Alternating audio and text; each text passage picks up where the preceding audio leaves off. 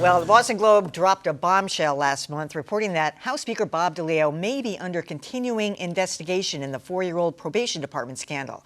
But now it might be the Boston Globe that's under investigation.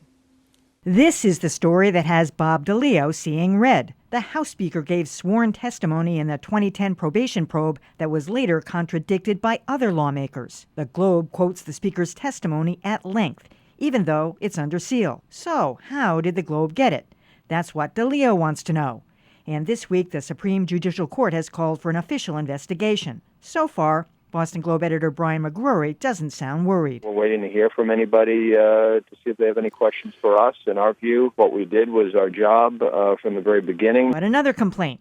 If the Globe actually has the full transcript of DeLeo's testimony, why not publish it in full? In publishing the full transcript, we wanted to make sure we weren't exposing in any way the person who provided it to us.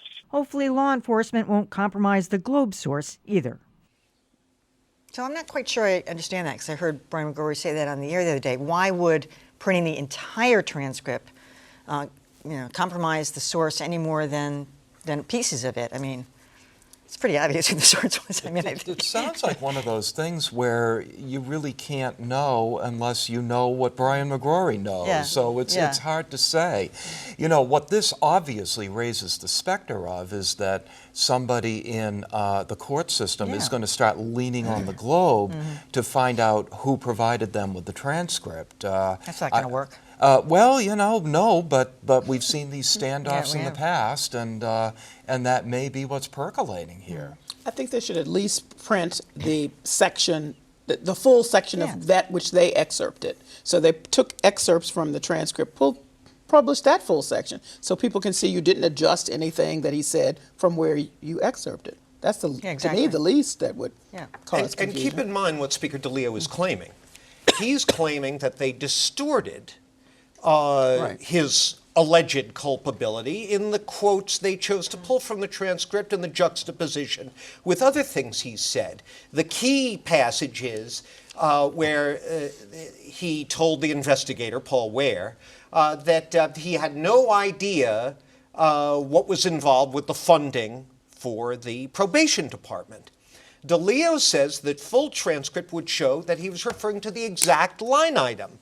And of course, the Speaker, there's hundreds and hundreds of pages of line items. It's perfectly reasonable that he wouldn't know. But the way the Globe story cast it was that, well, this is ridiculous. It's like former House Speaker Tom Finneran claiming in the trial that got him in trouble that he didn't know what was going on with redistricting. Well, this could be a very different situation. And the problem for the Globe is someone's reputation has been smeared here. And where does he go to get his reputation back? Hopefully he could go to the Globe, which does its best to be as transparent as possible. It's not clear there's even going to be an investigation, even though Judge Gantz called for one, because he almost did a toss ball. He said he talked to the U.S. Attorney, the Attorney General, and then the State Ethics Commission. I think, who's going to do this? Number one, it's not clear who's going to do it. But putting it from Speaker DeLeo's point of view, I mean, he has in a way been tried in the media about this. He has been called an unindicted co-conspirator, and he's just trying to do what he can and to ask the court to help him, I think, put a lid on this. But he's also asking the Globe. I mean, I think it's a fair request. Print the entire transcript so people can, as long as you have it. That's what he's requesting that. I'm not sure he wants the whole thing. I thought he did. Yeah, I thought he said. Yeah. I can't imagine how complicated it is for the Globe to determine that releasing it wouldn't compromise their source. It would seem to me one phone call would do it. Yeah, exactly.